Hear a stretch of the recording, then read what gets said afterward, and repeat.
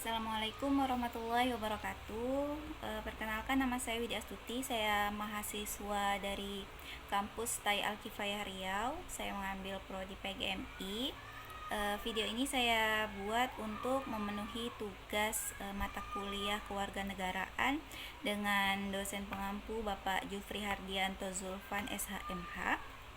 Mana dalam judul video ini yaitu pemahaman demokrasi konteks Indonesia.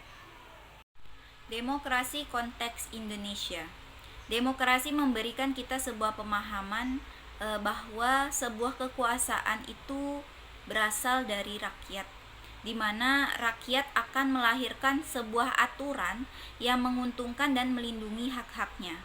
Dalam konteks Indonesia, konstitusi yang menjadi pegangan adalah Undang-Undang Dasar 1945, di mana di dalamnya mengatur kedaulatan rakyat dua kali. Yang pertama pada pembukaan alinea keempat yang berbunyi, maka disusunlah kemerdekaan kebangsaan Indonesia itu dalam suatu Undang-Undang Dasar Negara Indonesia yang berkedaulatan rakyat. Kemudian yang kedua, pada pasal 1 ayat 2 Undang-Undang Dasar 1945, hasil perubahan yang berbunyi kedaulatan berada di tangan rakyat dan dilaksanakan menurut Undang-Undang Dasar.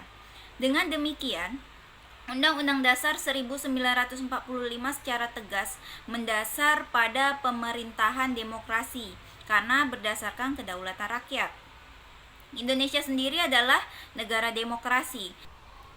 Demokrasi yang saat ini dipahami di Indonesia merupakan bagian dari pengaruh demokrasi modern. Penerapan demokrasi berdasarkan Undang-Undang Dasar 1945 mengalami perkembangan dalam 3 masa. Yang pertama, masa Republik Indonesia I, yaitu masa demokrasi yang menonjolkan peran parlemen serta partai-partai, yang pada masa itu dinamai demokrasi parlementer. Kemudian yang kedua, masa Republik Indonesia II, yaitu demokrasi terpimpin, yang dalam banyak aspek telah menyimpang dari demokrasi konstitusional, yang secara formal merupakan landasan dan menunjukkan aspek demokrasi rakyat.